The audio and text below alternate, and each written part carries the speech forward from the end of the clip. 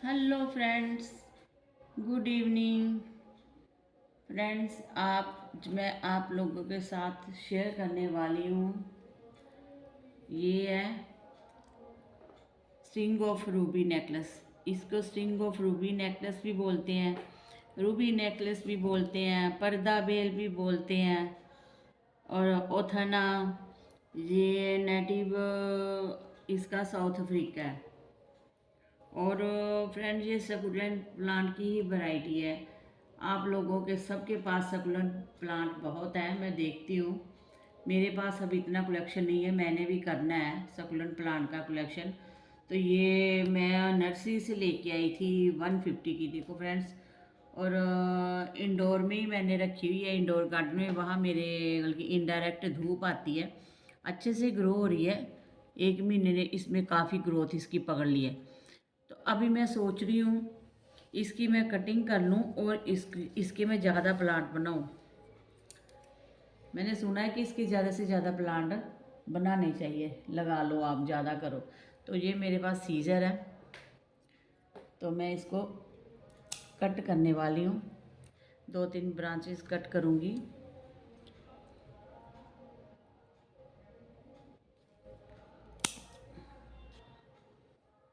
जो बड़ी बड़ी ब्रांचेस हैं ना, उसको मैं कट कर लूँगी। तो मैं इसको लगाऊंगी। 1 महीने में काफ़ी अच्छी ग्रोथ दिखाई दी है मुझे इसमें। तो मैं इसको लगाने वाली हूँ क्योंकि मैं इसके ज़्यादा प्लांट करने वाली हूँ। ये काट लिए हैं,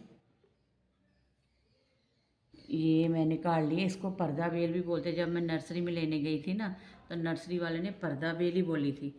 तब मुझे मैं बोल मैं कहा नहीं, कुछ और नाम भी है, कुछ और नाम भी है। रूबी नेकलेस मुझे पता था, मैं डोंकी टेल बोल रही थी। तो ये सकुलेंट प्लांट की वैरायटी है। ऐसे करके इसको निकाल लो राउंड राउंड शेप में। ऐसे खींचोगे ना, तो फिर इसकी जो ऊपर वाली स्टेम की सतह है ना, वो भी निकल जाएगी। मैं आप लोगों को दिखाती हूँ ग्रो करके। आप लोगों के पास भी ये वाइन है तो आप लगाइए। अभी स्प्रिंग सीज़न है तो इसके ग्रो पीरियड है। वाइन तो बहुत सारी है, लेकिन इतनी अभी मेरे गार्डन में ऐड नहीं है। मैं इसके लीव भी नहीं फेंकूँगी, इसके लीव भी मैं ग्रो करके देखूँगी। छोटे छोटे प्लांटर में लगा लूँगी मैं इसके लीव्स, उसमें ग्रो करूँगी मैं छोटे लीव्स। ये मैंने इतनी इतनी, देखो इतनी इतनी मैंने इसके लीव्स उतार दिए, इतने इतने। तो इसको भी मैं ऐसे ही ग्रो करने वाली हूँ, बीच में रख के ही ग्रो करने वाली हूँ। ये देखो, ये मैंने निकाल दिया। अभी ये बची एक, इसका भी मैं ऐसे राउंड शेप में, ताकि इसकी स्टेम पे कोई असर ना हो, कोई हानि ना हो, इसलिए ये मैंने कर लिया। ठीक है, क्योंकि ये सकुलेंट वैरायटी, इसमें पानी ऑलरेडी होता था। ये मिट्टी मैंने इसमें वेल ड्रेन बनाई हुई है।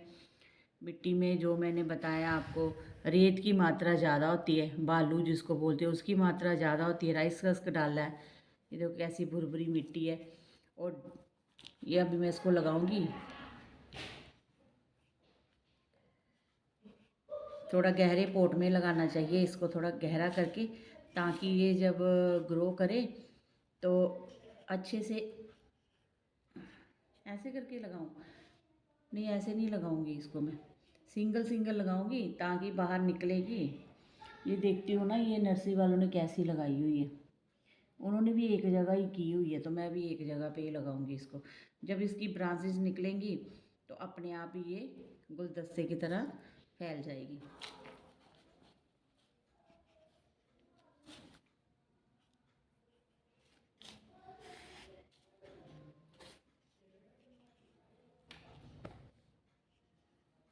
ये देखो, ये मैंने लगा दिए।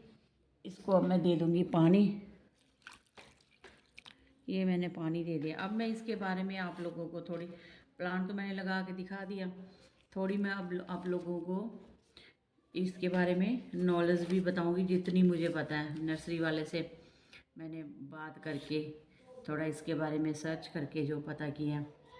ये सकुलेंट वैरायटी है, सकुलेंट प्लांट की वैरायटी है एक। जब फ्रेंड इसको लगाते हैं इसे ड्रेनेज होल का खास ध्यान रखना चाहिए। ड्रेनेज होल अच्छा होना चाहिए, उस पर पत्थर रख लो तो ड्रेनेज होल ऐसा होना चाहिए कि पानी डालो और नीचे से निकल जाए उसी टाइम। ऐसा ड्रेनेज होल बनाना है इसका।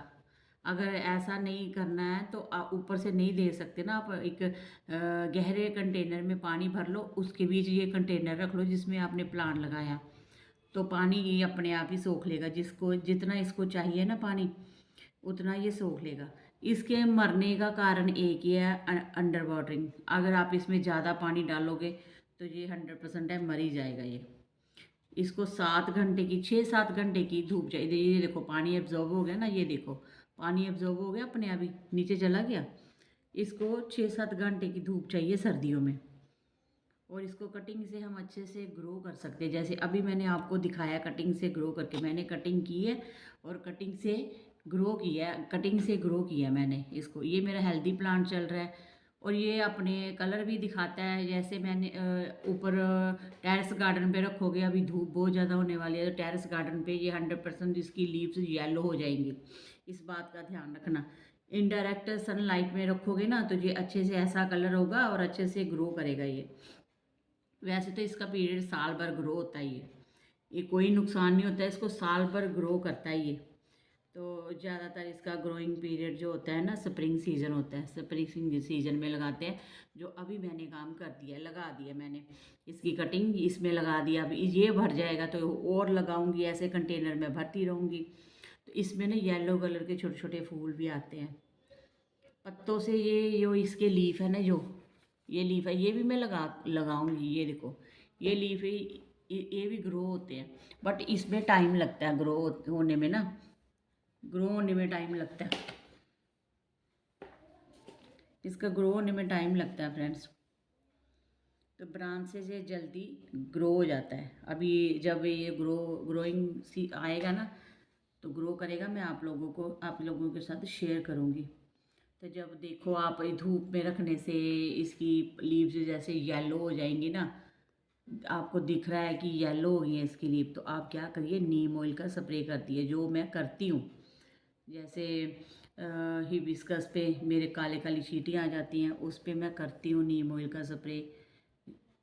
इंडोर प्लांट जो रखे हैं उनमें फंगस लग जाए, मैं नीम ऑयल स्प्रे करती हूँ।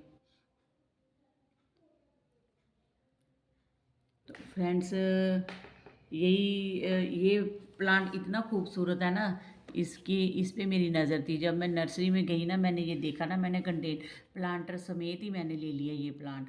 मुझे इतना अच्छा लगा। मुझे पता है इसकी कटिंग ग्रो कर जाती है, बट मैं कटिंग कहाँ से लाती, क्योंकि हमारे तो यहाँ किसी ने लगाया ही नहीं।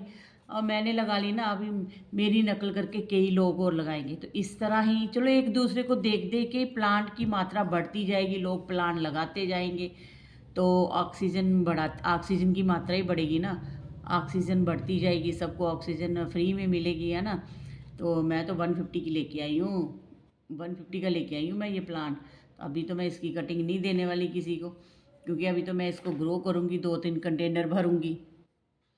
तो आप लोगों के पास अगर ये प्लांट नहीं है, ये वाली वाइन नहीं है, डोंकी टेल बोलते हैं इसको, Ruby spring of Ruby necklace भी बोलते हैं, तो आप इसको ले आके लगाइए। वाइन ये बहुत अच्छी और सुंदर वाइन है। मेरे हैंगिंग पॉट में देखो कितनी सुंदर लगती है। तो मिट्टी का इसका क्या ध्यान रखना है, मिट्टी मुझे नर्सरी वालों ने देखो कितनी भारी है, पर कंटेनर मेरे से उठाया नहीं जा रहा, इतनी भारी मिट्टी डाली हुई है ना इसमें नर्सरी वाले में। नॉर्मल मिट्टी में भी आप इसको लगाओगे अच्छे से ग्रो करेगा। ये सब कहने की बातें हैं कि ये बात डालो, मैंने बहुत सारी चीज़ें डाली हुई ये वाली मिट्टी में। ये वाली मिट्टी में मैंने बहुत सारी चीज़ें डाली हुई हैं। रेत की मात्रा है ज़्यादा, राइसस क्या, वर्मी कंपोस्ट, कोकोपीट, काउडंक, बहुत सारी मात्रा डाली हुई। और जो नर्सरी में लगा हो ना, ये सिंपल भारी मिट्टी है, बहुत भारी कंटेनर में लगा हुआ है।